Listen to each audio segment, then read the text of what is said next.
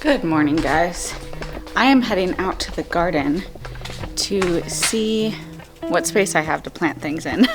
And I figured I'd give you kind of like an unofficial garden tour because not everything's in yet and everything's really small. So come along.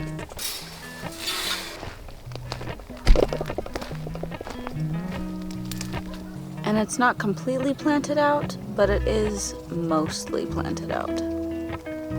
So welcome to the just planted, very new 2025 spring garden at Fireside Farms. I barely planted out my peppers yesterday and I'm not finished. I've just got these 2 beds done. But I technically still have 3 more beds to plant because my garlic and onions will come out soon. I don't remember when in the past exactly I have harvested my garlic. I can reference it. I've done videos, I think, every year that I've done garlic harvests. It's around this time. I just feel like my plants are going a little bit more slowly than usual, especially my onions. My garlic looks, for the most part, pretty good, a little on the skinny side. But my onions had some real problems this winter, and I'm not sure I'm gonna get a whole lot of harvest from them. I have already pulled up several onions that have bolted or gone to seed. That's when a center stalk will send up a flower. A bit like these leeks are doing over here, but the difference is I want these leeks to go to seed because I want their seeds. I do not want these onions to go to seed. Onions should not be going to seed the first year. They're biennials, so they make their big bulb the first year, and then the second year they send up their center stalk to a gorgeous, gorgeous flower and then produce seed. If onions are going to flower early, if they're bolting earlier than they're supposed to, it's usually because of some sort of stress issue. Could be temperature stress, water stress, either too much or too little, nitrogen issues. You know, it could be anything, really. So you get a couple every year just based on the individual plant, but sometimes I have had in the past like a whole bed of onions just bolt. And this winter, almost all of these guys, actually their tops died back twice. And although onions are supposed to be grown in the winter and they can handle my winter temperatures, I kind of got them in the garden late last fall and they didn't have a whole lot of time to get established before the really cold temperatures hit. So these guys were definitely stressed over the winter and I have had a couple bolt. The reason I don't want them to bolt is because it can really cut down on their life expectancy. They'll just rot a lot faster. And I need these onions to last as long as possible because they don't last very long as it is anyways. I'll get maybe a maximum of 6 months storage out of these guys. I don't have any onions bolting right now because I picked them all, but I do have one that's ready. It is on the small side for sure, but when these tops fall over like this, see, I can stand it up and it'll just fall back down. This area is really soft. That means that the bulb is not going to get any bigger. It's no longer getting energy from the leaves, so it's okay to pull this guy. Oh, he's just a little tiny one. He's just a little guy. But even though he's small, because he did become ready of his own accord and did not go to flower, I can cure this guy for about 2 weeks and take him inside and he'll last for several months. And here in the same onion bed, I've got 2 chamomile plants, which have started to bloom pretty heavily. I've been harvesting from these guys every day, and I'm probably going to fertilize them with an organic bloom fertilizer just to keep it coming as hard and heavy as possible. Because once it gets into the 90s pretty consistently, and it's already been in the 90s, the chamomile just does not do well. It doesn't love desert heat, really enjoys the cooler temperatures here. And I can get plenty from the fall and spring plantings that I'll have enough to last me the year. I just can't really grow it throughout the summer. My potatoes are doing okay. I think I told you that they were all hit by a frost that got them pretty good. They were just babies at the time, so it killed all of their above ground growth. but they've all really made a comeback. Although their growth, even now, after making a comeback, is just slower than I'm used to at this time of year. Potatoes are another crop that I can grow, but they really prefer cooler weather. And I was late getting them into the ground this year. Usually I do it at the beginning of March. I think I did it mid-March. And then they got hit by that last frost, so that kicked their growth back a bit. And there's nothing wrong with it. I have the shade cloth up. They will be fine. They will continue to grow. They just might not produce as much because they're going to be coming to maturity.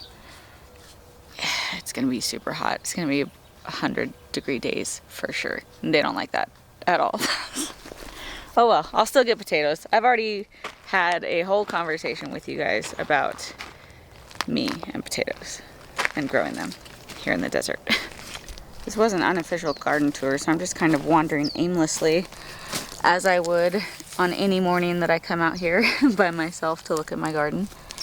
These potato, onions, and shallots, I think these guys are shallots, and I think I did the potato onions over there.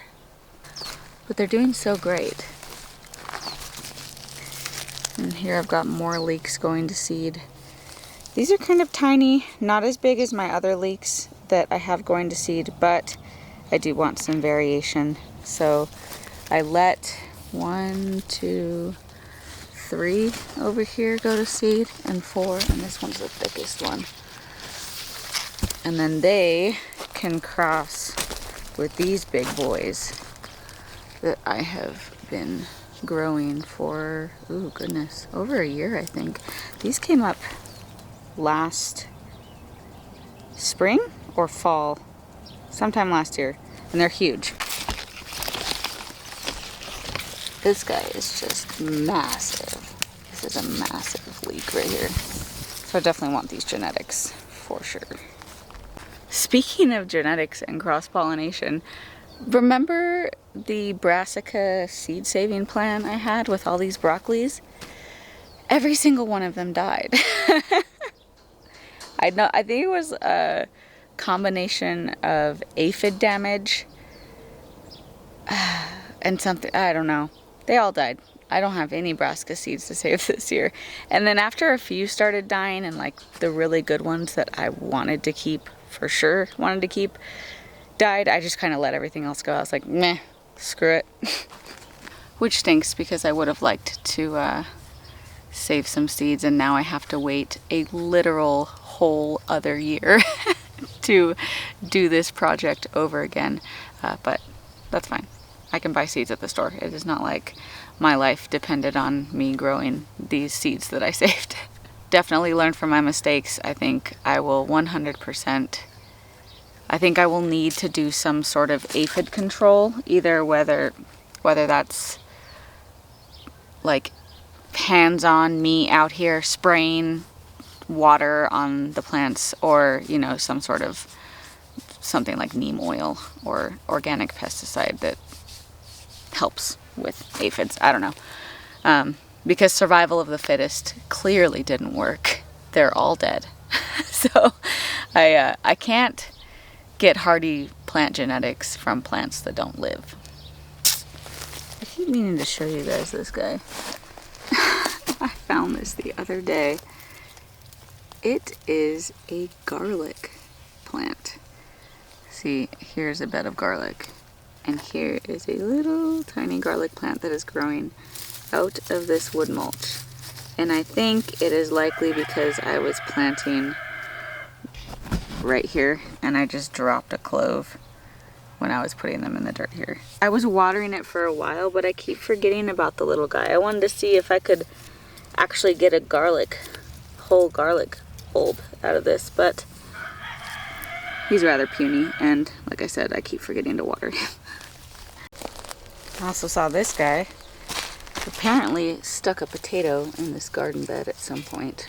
Probably a leftover from the in-ground bed. So there's a potato there, just growing in the middle of my beans, which have not all come up yet, and I've had to reseed several times already. Oh, there we go. See? That's a little bean seedling coming up right now. There you go. I'm finding a really hard balance between keeping the top layer of soil moist for my bean seeds to germinate and just watering the Bermuda grass that's coming up in the beds. It is coming back with a vengeance so hard this year. And I'm not going to lie, I'm a little worried. Just because of how much Bermuda grass eradication I did in my raised beds over the winter. Like I was literally digging inches down into my raised bed searching for Bermuda roots to pull up and dig out, because I don't have any other way of controlling the Bermuda grass on the inside of the bed. Cardboard over the top doesn't work. I've already tried that. I cannot let the Bermuda grass get out of control, because once it does, it's impossible to come back from. All I can do is just keep mulching. I've remulched over here, pulling this stuff up, just keep pounding it down so it has to work hard to come back up. And it's really only a problem near the beds.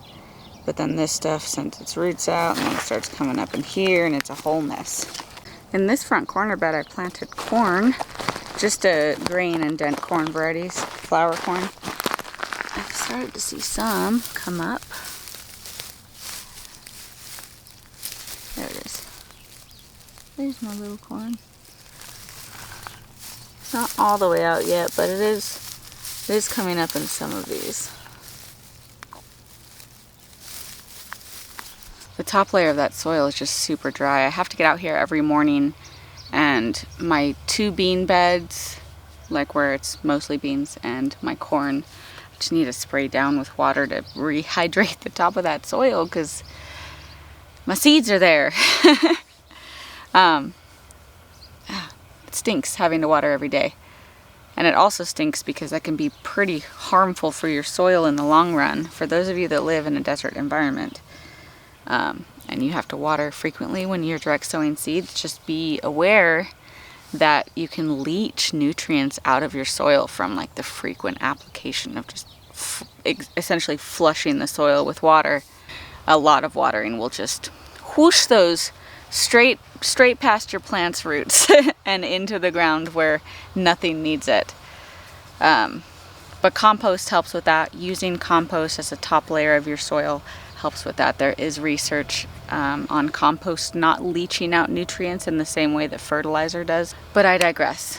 Just a little tip for you guys in a similar climate that are doing the same thing as I am, which is trying to get seeds started in April in the desert. Not much else has changed. I don't have a ton of new things coming up. I planted all my tomatoes, planted a ton of my peppers, and I guess I can show them to you. But this isn't an official garden tour just yet. This bed of peppers is mostly red and green chili. Hatch, New Mexico red and green chili. I just had them all in one seedling tray together, so I just made a whole bed full of them.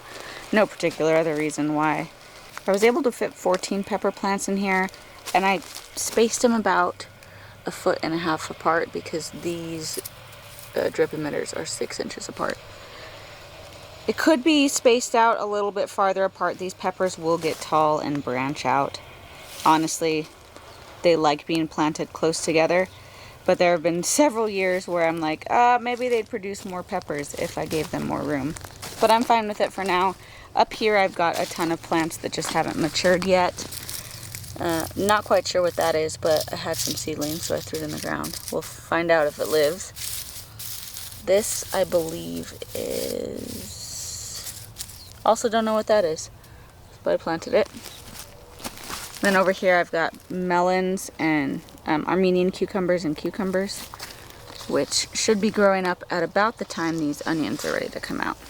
And that's really how I like to run my beds for the most part throughout the entire year, because I do have the ability, and I make use of that ability, to grow 365 days a year. Our winters here are pretty mild. I can grow all throughout the winter.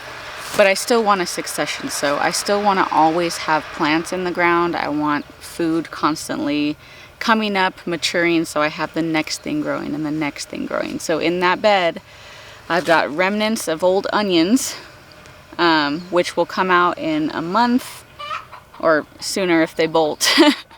And then right underneath them, although they're planted too close together right now, the cucumbers and the onions, if they were both mature and living next to each other, they wouldn't like that.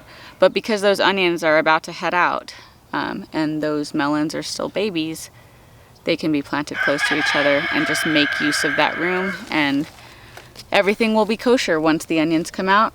The melons will grow up, and we'll start this process all over again in the fall when I'm planting things to be eaten and harvested throughout the winter.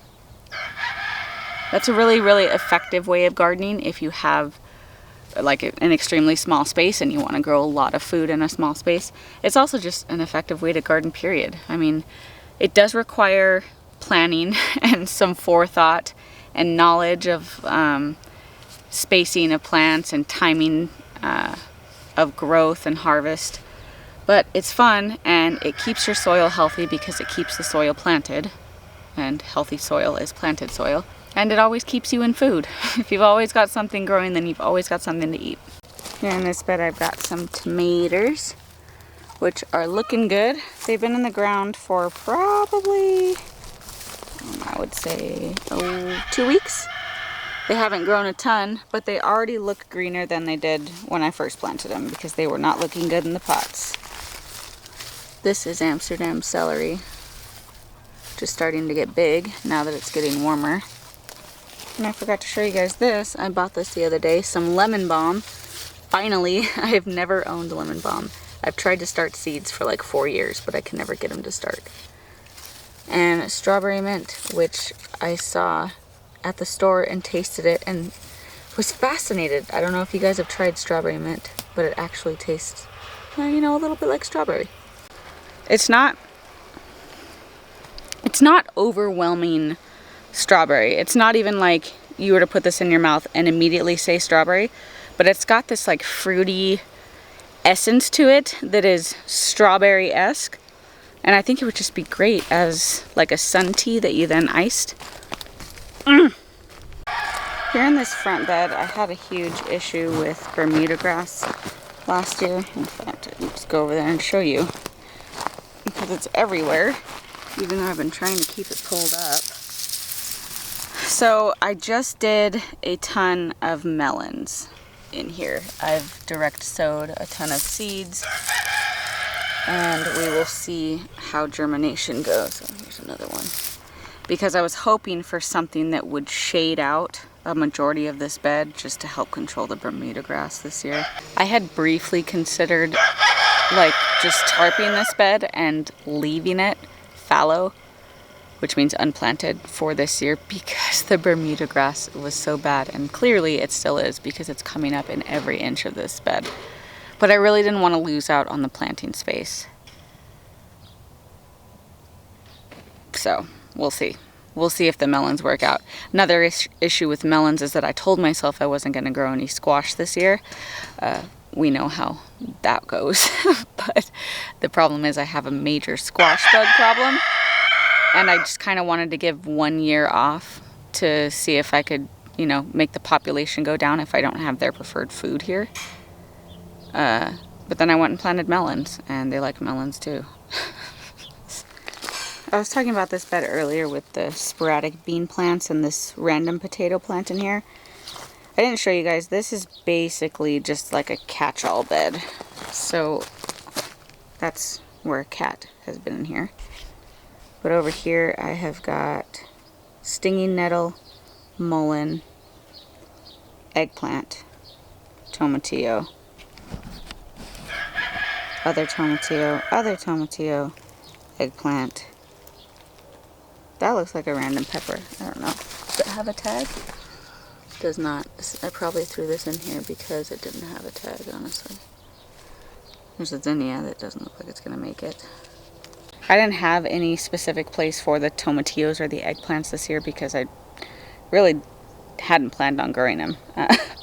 But my seeds germinated and they were in pots, so they went in the garden.